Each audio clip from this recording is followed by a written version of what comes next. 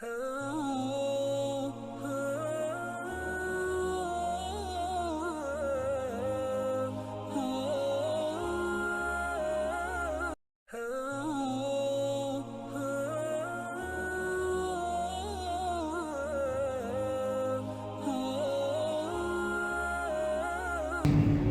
اسی طرح دیکھا جائے تو یہ چاہے کہ چھوٹے عہدے پر ہو یا بڑے عہدے پر ہو، ہر کسی نے اس بات کو تو دیکھنا میری تنخواہ کتنی ہے، لیکن کیا میں جائز طریقے سے بھی لے رہا ہوں یا نہیں لے رہا، اس کی طرف ہماری توجہ بھی نہیں ہوتی۔ اور اسی طرح اگر ہم وراثت کے حوالے سے دیکھ لیا جائے، اپنے گھریلو معاملات کے حوالے سے دیکھ لیا جائے، تو ہم اپنی بیٹیوں کو وراثت میں حصہ نہیں دیا کرتے ہیں، اور پھر وہ ہم اس طرح اس کے کام جو مال ہے اس پر قبضہ کر کے کتنے حرام کے مرتکب ہوتے ہیں، اور ہمیں اس بارے میں معلومات حاصل کرنے کا وقت بھی نہیں ملتا۔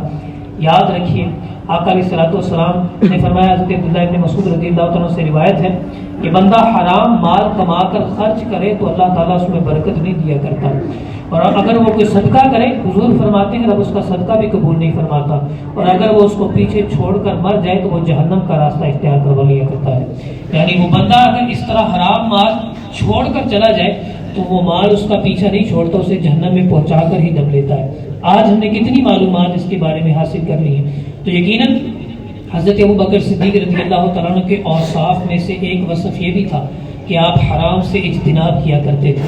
ہمیں بھی ایسے معاملات اختیار کرنے چاہیے کہ جس سے ہم دیکھیں کہ میں جو کام کر رہا ہوں شریعت نے اسے جائز قرار دیا ہی بھی ہے کہ نہیں دیا، اس حوالے سے ہمیں معلومات حاصل کرنا ضروری ہے۔ حضرت ابوبکر صدیق رضی اللہ تعالیٰ عنہ کی ایک دوسری خوبی تھی کہ آپ مسلمانوں پر بڑے شفقت کیا کرتے تھے۔ یاد رکھیے اللہ تعالیٰ خود بھی بڑا مہربان ہے، آقا علیہ الصلوۃ والسلام بھی مسلمانوں پر بڑی نرمی اختیار فرمایا کرتے تھے، اور حضرت ابوبکر صدیق رضی اللہ تعالیٰ عنہ بھی مسلمانوں کے بڑے خیر خواہ تھے۔ اسی وجہ سے جب بھی مال کی ضرورت پڑتی، جب بھی مسلمانوں کی خیر خواہی کے معاملے کے حوالے سے اپنے چیز کی ضرورت پڑتی تو حضرت ابوبکر صدیق سب سے پہلے اس چیز کے لیے حاضر ہوا کرتے تھے۔ خود آقا علیہ الصلوۃ والسلام نے ارشاد فرمایا کہ میری امت میں سب سے بڑی نرم دل اور رحم دلی والی جو شخصیت ہے اس کا نام ابوبکر صدیق ہوا کرتا ہے۔ یہ آقا علیہ الصلوۃ والسلام نے فرمایا ہے، اور آپ کی خوبیوں میں تھا حضرت بلال رضی اللہ تعالیٰ عنہ کو آپ نے اتنا مال دے کر چھڑوایا، اور اسی طرح غزوہ تبوک میں اپنے گھر کا سارا مال دے کر، اور اسی طرح دیگر جو ہے معاملات، حضرت ابوبکر صدیق رضی اللہ تعالیٰ عنہ کی یہ خوبی تھی کہ آپ بڑی رحم دلی اختیار کیا کرتے تھے۔ ہمیں بھی چاہیے، بعض کا چھوٹوں سے بڑی غلطی ہو جاتی ہے، ہماری اولاد میں سے، ہمارے بہن بھائیوں میں سے، ہماری زوجہ سے، اسی طرح جو ہم سے کم درجے والے لوگ ہیں، ظاہری بات ہے بڑے درجے والے لوگوں کو تو ہم کچھ بھی نہیں کہہ سکتے،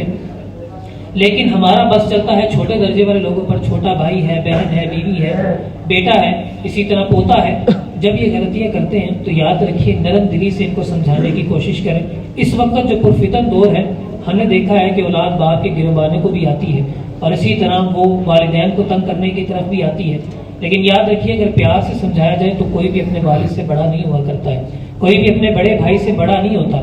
اگر بڑا اپنے چھوٹے پر تھوڑا بھی شفقت کا ہاتھ رکھ دینا تو ہم نے دیکھا ہے کئی معاملات ایسے بھی ہوئے ہیں کہ وہ بندے اپنے برے کاموں سے رجوع کر لیا کرتے ہیں۔ اپنے دلوں میں تھوڑی نرمی لائیں اور بلا کر اپنے چھوٹوں کو شفقت سے انہیں سمجھائیں کہ اس طرح کے معاملوں میں ملوث نہ ہو جسے شریعت نے ناجائز قرار دیا ہے۔ اللہ عز و جل سے دعا ہے کہ حضرت ابوبکر صدیق رضی اللہ تعالیٰ عنہ کی اوصاف پر ہمیں عمل کرنے کی سعادت نصیب فرمائے۔